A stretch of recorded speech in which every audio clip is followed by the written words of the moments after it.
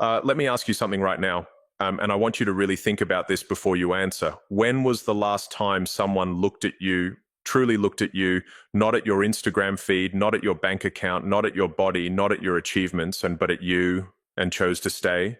When was the last time someone said, I love you, and deep in your heart, you felt it wasn't because of what you do for them, or what you look like, or what you own, but because of something you are, something you carry inside you, something so rare, so quietly powerful, so effortlessly beautiful, that even you haven't fully recognized it yet.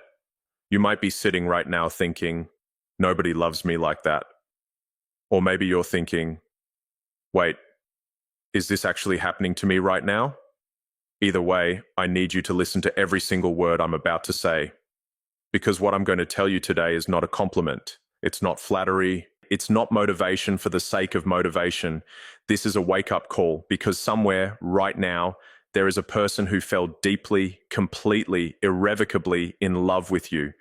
Not because you were perfect, not because you were the most beautiful person in the room, not because you had everything figured out, but because of one rare thing you have that most people in this world have lost, suppressed, or never even discovered. And that rare thing, you've been treating it like it's nothing. You've been apologizing for it. You've been hiding it. You've been calling it your weakness. But to the right person, it was the most magnetic, most beautiful, most unforgettable thing they had ever seen in their life. So today, right here, right now, I'm going to tell you exactly what that rare thing is.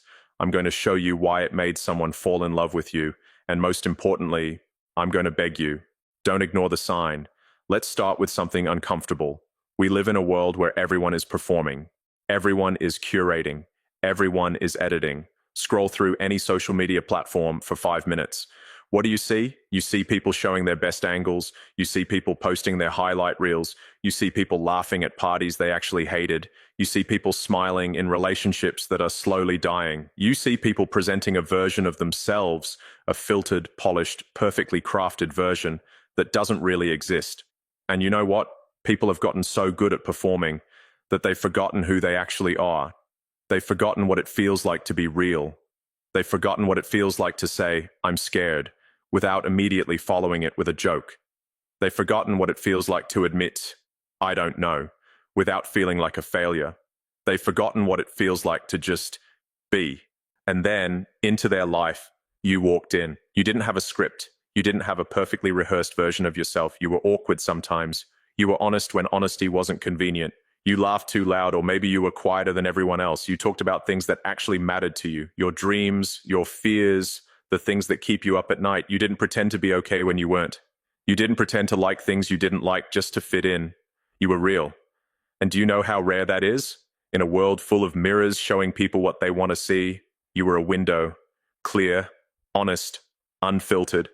And that person, the one who fell in love with you, they were so tired, so exhausted from being around people who were performing, so hungry for something genuine, so thirsty for a single moment of real human connection. And then they met you, and something inside them said, this one is different. Not because you were trying to be different, but because you were just being yourself. And that, right there, was the rare thing, your authenticity, your rawness, your refusal, even unconsciously, to be anything other than who you truly are. Now, I want to go deeper than just saying be yourself, Fadichar, because you've heard that before and it hasn't quite landed yet. So let me break down this rare thing for you. The rare thing that made someone fall in love with you is made up of several layers, and I want to unwrap each one. Layer 1. You have depth in a shallow world. Most conversations today are surface level. How are you? Good, you? Good, thanks. Nobody is actually answering the question. Nobody is actually being honest.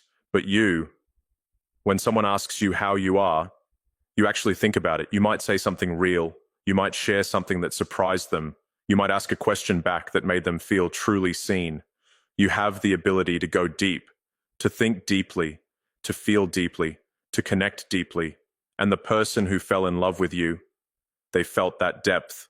They felt it in the way you listened, not just with your ears, but with your eyes, your heart, your full attention. They felt it in the way you talked about things that most people are afraid to talk about. They felt it in the way you made them feel like they were the only person in the room. Depth is rare, and you have it. Layer 2, you have empathy. That most people can't fake empathy, true empathy, is becoming endangered. We live in a world where everyone is so caught up in their own story, their own pain, their own struggle, that they've lost the capacity to feel someone else's. But you haven't. When someone is hurting, you feel it. When someone is quietly breaking inside, while smiling on the outside, you notice. You see the things that people are not saying. You hear the emotions behind the words, and you respond to those emotions, not just the words. That person who loves you, they felt that empathy. Maybe they were going through something hard and didn't want to talk about it, and you didn't push. But you sat with them. You were present. You made them feel like their pain was valid, like they didn't have to be strong for you. And that broke open their heart, because nobody, in a very long time, had made them feel that safe. Layer 3, you have a kind of love that doesn't come with conditions. This is the rarest of all. Most people love conditionally. I love you when you make me feel good. I love you when you're successful. I love you when you're easy to love. But you, the way you love, it's different. You love people through their mess. You stay when others leave. You see the good in people even when they've forgotten their own good. You give without keeping score. You forgive more than you probably should, and sometimes people take advantage of that, yes. But that quality, that way of loving, when it finds the right person, it destroys every wall they've ever built. It makes them say, I've never been loved like this before.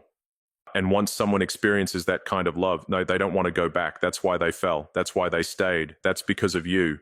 Now here's the part that breaks my heart a little. Because this rare thing you have, you've been told in 100 different ways that it's too much. You've been told, you're too sensitive. You've been told, you feel too deeply. You've been told, you care too much. You've been told, stop wearing your heart on your sleeve. You've been told, toughen up. You've been told, not everyone deserves your kindness. And so slowly, quietly, painfully, you started to close up. You started to edit yourself. You started to wonder if maybe this thing about you, this deep, empathetic, authentic, loving, rare thing, was actually a flaw. Maybe it made you weak. Maybe it made you naive. Maybe it made you too easy to hurt.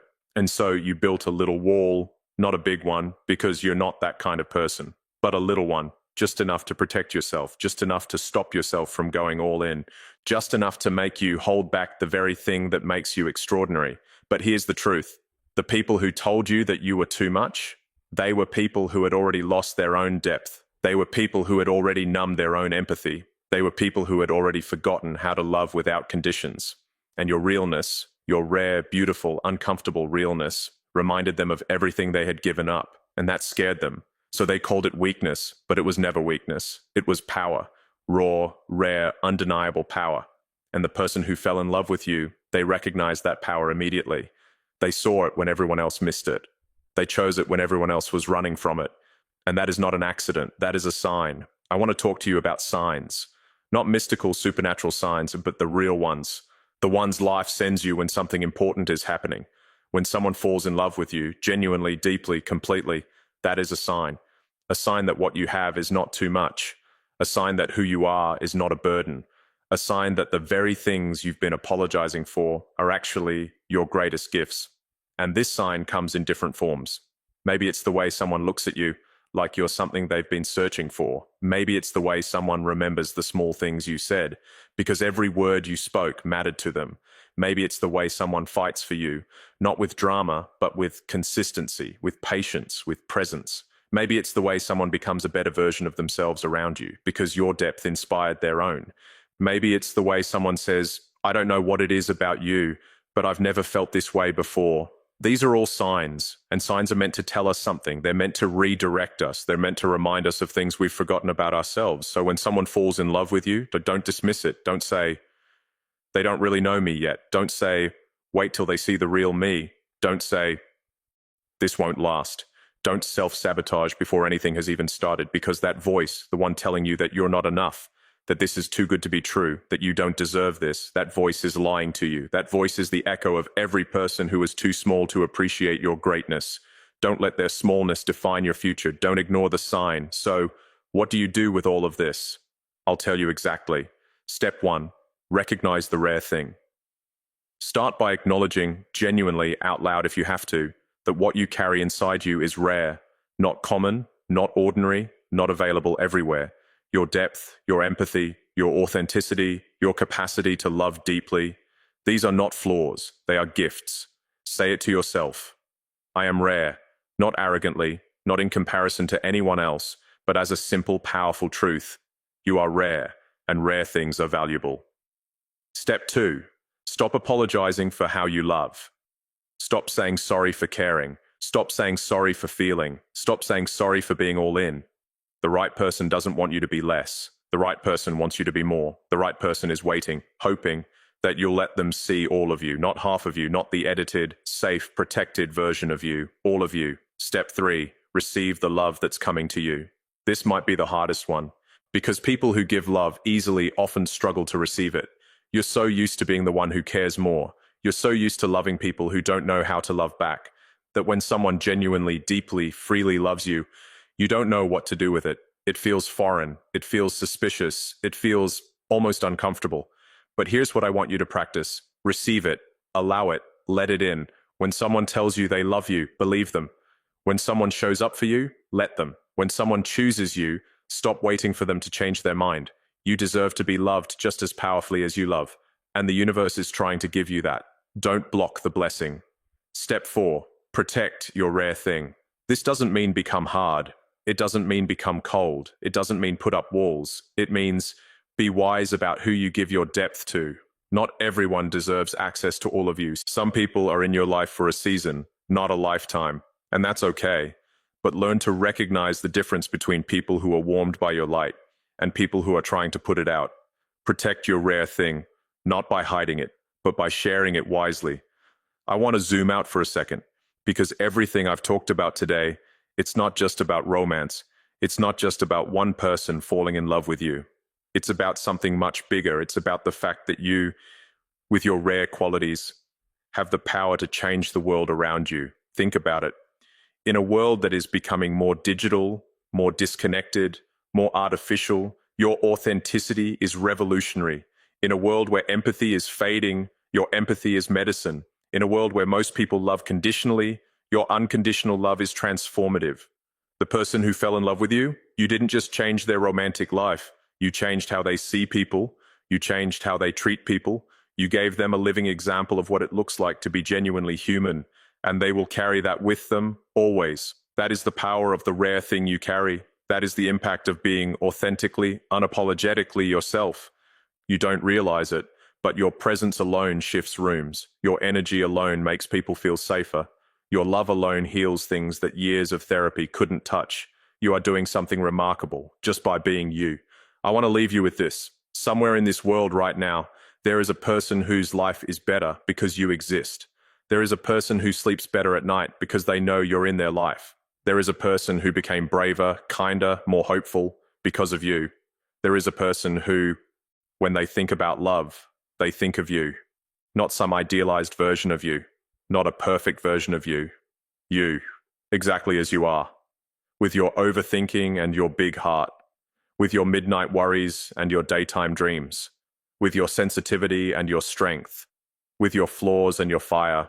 With everything you've been told is too much, and everything you've been afraid to show. They love all of it. They chose all of it.